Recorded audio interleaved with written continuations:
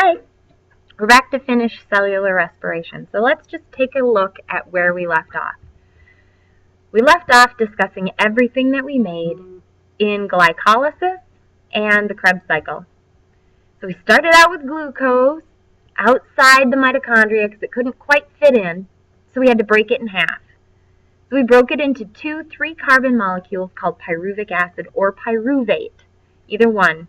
Anything that ends in ic acid can also end in ate. So pyruvic acid is also pyruvate, or lactic acid, which we'll learn about in fermentation, is also lactate. So anyway, so we make pyruvate, just 3-carbon molecule. Now we sent it through into the Krebs cycle. Went through a whole bunch of reactions, went from a 3-carbon to a 2-carbon because we lost that carbon dioxide. We made an NADH up here. Then we sent this acetyl-CoA down to join up with leftover carbons in the Krebs cycle. We made citric acid. The main goal of glycolysis was we have to break that glucose to get it into the mitochondria. Once we break it, then our next goal is that we have to take all of the electrons out of the Krebs cycle that we can possibly get. Once we get those electrons, then we take those to the electron transport chain and we use them to make ATP. So that's where we're going with this. Before we go though, I want to see, let's recap how much we make in these cycles. So remember we talked about how we made 1 ATP here, we made 3 NADH here, we made 1 FADH2, made 1 NADH up here, but that's all for just 1 pyruvate. So we multiplied everything times 2 because we have to send this guy through 2 to do the exact same thing, right? So let's just recap the totals. If you want to know how we got those totals, you're going to have to watch the previous video again. But in glycolysis, we made 2 ATP, we made 2 NADH. We didn't make any FADH2, and we didn't make any carbon dioxide. In the Krebs cycle, we made 2 ATP, we made 8 NADH, and this is the only place, the Krebs cycle is the only place you make FADH2. Made 2 of those. And we made 3 carbon dioxide. Oh, total of 6 though, sorry. Not that we aren't going to count the carbon dioxide, so that's just to take a look at what we make. So our totals going into the electron, because we go, this is step number 1, glycolysis. Step number 2 is the Krebs cycle. The third phase of cellular respiration is called the electron transport chain. We can abbreviate it ETC. All right? So our totals before the electron transport chain, we have 4 ATP. ATP are just used instantly. They don't go necessarily somewhere specific. Wherever the cell needs it, it's where it's used. So we made 4 ATP for the cell. Awesome. That wasn't the main goal so far. That was just by luck. Then we make 10 NADH.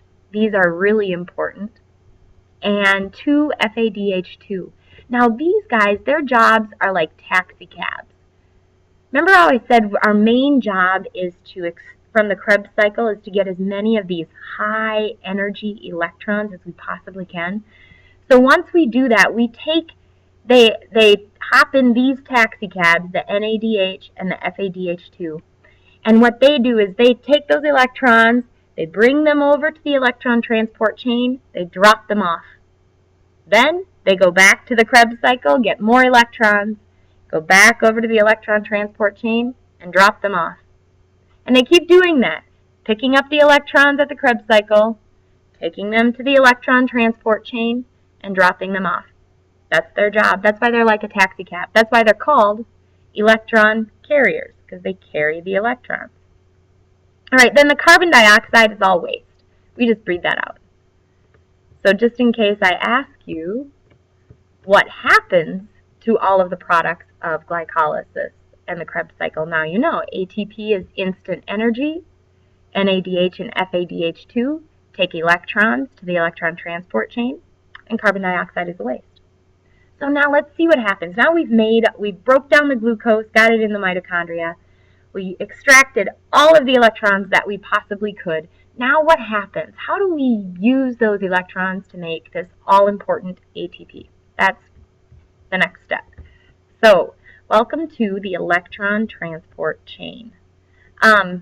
It looks crazy, and that's why I'm here to explain it to you. It's not something that most people can just look at and read and understand. So I want you to just kind of take a look at where we're at. Remember how I showed you how the mitochondria looks?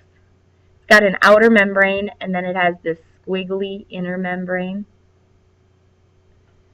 Well, the electron transport chain takes place on these squiggles that come to a point in the middle. I'm going to change color so you can see. So like at this point right here, and this point right here, and this point right here, those points that kind of poke into the mitochondria, into the inside of the mitochondria, those are called the cristae. C-R-I-S-T-A-E.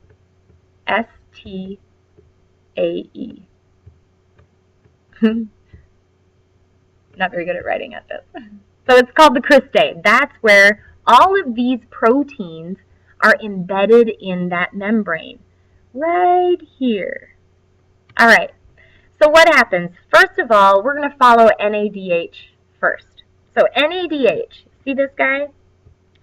He comes along and he drops off his electrons. Once he drops off his electrons, he becomes that powered down version called NAD+. Then this guy's going to go back to the Krebs cycle, get powered up with those electrons, become NADH, come back and drop off those electrons. So here's the electrons he dropped off, one there and one there. Now the electrons are going to follow this path. They're going to go through this protein, they're going to go through this protein, through that one. This one carries it over to the next one. And every time one of those electrons passes through one of these proteins, it pulls a proton or a hydrogen ion through. Now this is really important. If you remember from photosynthesis, what we're doing is we're creating a concentration gradient. We're filling this intermembrane space, this space here in between the two membranes. We're filling that full of hydrogens or protons. So it goes through here, pumps a proton, goes through here, pumps a couple protons, goes through here, pumps a couple protons. So NADH drops off at the very first protein. So it pumps more protons across. Now FADH2 does the exact same thing, only it starts at the second one. It can only bind at this guy right here. Again, it starts out as FADH2, and then once it drops off its electrons, it's what we call oxidized. So then it has to go back to the Krebs cycle to pick up a couple more electrons and bring them back. So here's the electrons it drops off at the second protein. So it can follow the same pathway, but it only goes through two proteins that are pumping hydrogen ions. But it's still doing it. It's still pumping those protons. So all these electrons, remember there were 8 of these of NADH, and there were 2 FADH2. So for every glucose, we've got 10 of these carriers coming over, pumping protons through every protein. That's a lot of protons. It gets awfully crowded on this side of the membrane, right? So once it gets all crowded on this side of the membrane, those protons wander over to this guy, ATP synthase. I'm not going to write the whole thing out. Hopefully you've got it in your notes somewhere. But this is the ATP synthase. Every time these protons, now they're super crowded, and the only way that they can get across is through the ATP synthase. And because it's so crowded, every time they go through, they're kind of being pushed through, so they have a lot of energy. And every time they're pushed through, they turn an ADP molecule into an ATP molecule. So here, every proton that gets pumped through, we make an ATP. So remember all those protons? We have, 10 of these carriers. There's 2 electrons for every carrier. So that's pumping 20 protons. So we can make a whole bunch of ATP. And actually, that doesn't even add up correctly because we didn't count how many proteins it goes through. In this process, we can make, for every glucose molecule, somewhere between 30 and let's say 34 ATP. That's a lot of ATP. That's awesome. We only made 4 so far. Now at the end, we make 30 to 34 ATP. That's our ultimate goal when we're breaking down glucose. We want that ATP. All right, there's one other thing that we have to do because now those electrons, you got a loose electron hanging out over here, right? That's not good. Electrons are, they're so full of energy that if they aren't bound to something, if they don't bind, like in water, there's electrons and they bind to the molecule. Or if they're not bound to NADH or FADH2 or being passed through these special proteins. If they're not doing that, then they're very damaging. They're what we call free radicals, and they can damage tissue. So we have to bind that to something. So what we do is we take a couple of the extra hydrogens. We've got our electrons that we need to bind to something. So what we do is we take oxygen. That's the reason you breathe in. This is where the oxygen, we haven't seen oxygen yet, right, in the whole process, but we know it uses oxygen. So here's where it uses oxygen. It binds to the hydrogens and the electrons, and it makes water.